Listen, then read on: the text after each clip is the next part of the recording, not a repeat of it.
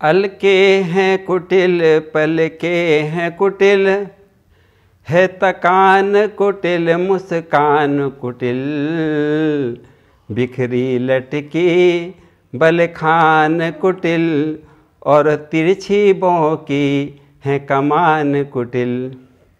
मानो विधि ने कुटिलाई के सांचे में इनको ढाला है, कुछ कसर अगर तो है बस इतनी, राघव थोड़ा सा काला है। बोलिए सांवले सरकार की। आज हम भक्तमती कर्माबाई की कथा सुनेंगे। जगन्नाथपुरी में एक सीधी सादी वृद्ध कर्माबाई रहती थी। अपने श्याम सुंदर बाल कृष्ण को लाल लड़ाती रहती थी, मेरे लाला को भूख लग जाएगी, इसलिए सुबह जल्दी उठकर सवेरे सवेरे खिचड़ी बनाया करती थी और भोग लगाया करती थी। भगवान रोज़ सवेरे ही जगन्नाथ मंदिर से निकल कर बैठते और कर्माबाई के घर जाकर उसकी गोद में बैठकर खिचड़ी खाया करते थे।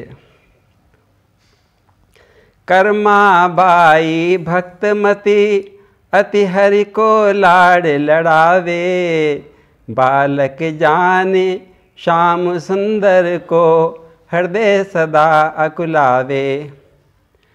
जगते जगते भूख लगेगी कहीं मचल ना जावे, बड़े सवेरे बिना नहाए खिचड़ी नित्य बनावे।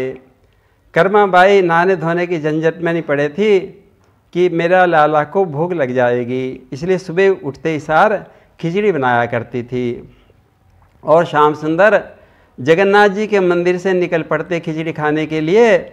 और देखो, जिन ब्रह्मा शंकर सनकादि नारद आदि जिनका भेद नहीं पाते, मैं भगवान कर्मा मैया की खिचड़ी खाने के लिए उसकी गोद में बैठकर खिचड़ी का भोग लगाया करते थे। जगन्नाथ मंदिर से आते नवल बिहारी बांके, जो भूखे झूठे बेरों के और केलों के छिलकों के। शिव ब्रह्मा नारद सनकादि भेद न जाके पामे, खिचड़ी नित्य खिलावे उनको कर्मा गोद बिठा के।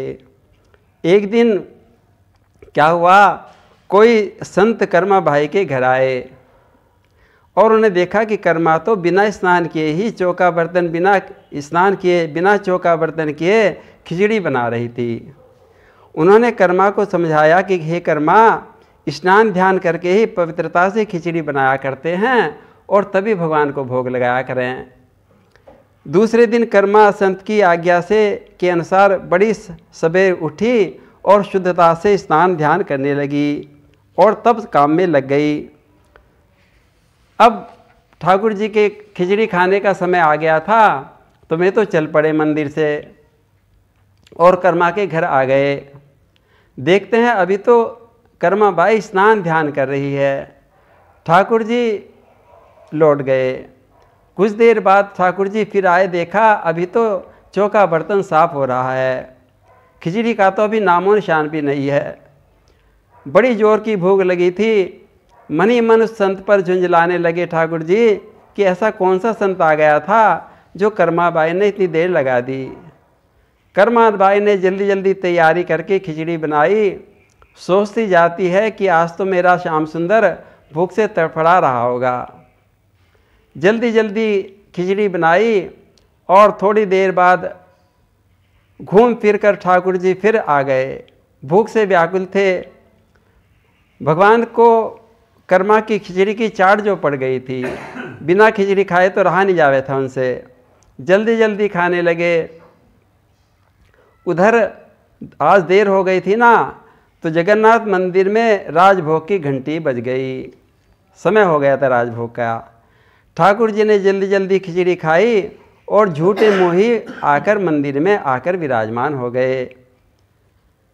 एक दिन कर्मा की गोदी में जीम रहे यदुराई, तभी पुरी से राजभोग की घंटी पड़ी सुनाई। दौड़ पड़े मनमोहन, तन मन की शुद्धि को बिसराई। लखी पुजारी ने मुख पर झूठी खिचड़ी लिपटाई। जब मंदिर का पर्दा खुला, ठाकुर जी जल्दी जल्दी कर्मा की खिचड़ी खाकर अपने राज सिंहासन पर आके बैठ गए। जब पर्दा खुला तो पुजारी जी ने देखा, पुजारी चकित रह गया। उसने देखा भगवान के मुखारविंद पर खिचड़ी लगी है। पूछा, प्रभु ये क्या है? आप कहाँ खिचड़ी खा कर आ रहे हैं? यहाँ मंदिर में नित्य 56 भोग लगते हैं, न जाने किसके घर चले गए और वहाँ खिचड़ी खाकर आ गए। खिचड़ी खाई तो खाई और आपने आचमन भी नहीं किया, झूठे मुँही आकर बैठ गए। प्रभु में सब बात बताइए। पहले जो पुजारी जी थे साक्षात भगवान से बात किया करते थे। सुन सेवक की बाणी, बोले भगत बछल बनवारी। बना पुत्र में कर्मा का, वह बनी मेरी महतारी। नित्य सवेरे मुझे खिलावे, खिचड़ी प्यारी प्यारी। भक्त और भगवान परस्पर जामे नित्य बलहारी। हे पुजारी जी, ठाकुर जी कहने लगे कि हे पुजारी जी, जब मंदिर में राजभोग की घंटी बजी थी ना, तो मैं कर्मा मैया की गोद में बैठकर खिचड़ी खा रहा था। बस जल्दी जल्दी में मुझे झूठे मुँह ही दौड़ पड़ना पड़ा। पुजारी जी, पता नहीं कहाँ से एक संत आ गए थे कर्मा के घर। उसने कर्मा को स्नान ध्यान करने की पट्टी पढ़ा दी थी। बस फिर क्या था, खिचड़ी में देर हो गई और मुझे झूठे मुँह ही यहाँ आना पड़ा। अब भगवान की बातें सुनकर पुजारी आश्चर्यचकित रह गया और कहने लगे भगवान कि हे पुजारी जी, बड़े सवेरे खिचड़ी खाकर नित्य लोट में आता। आकर यहाँ पुरी में अपना राज भोग था खाता। कर्मा के घर गए साधु, सामान्य धर्म के ज्ञाता।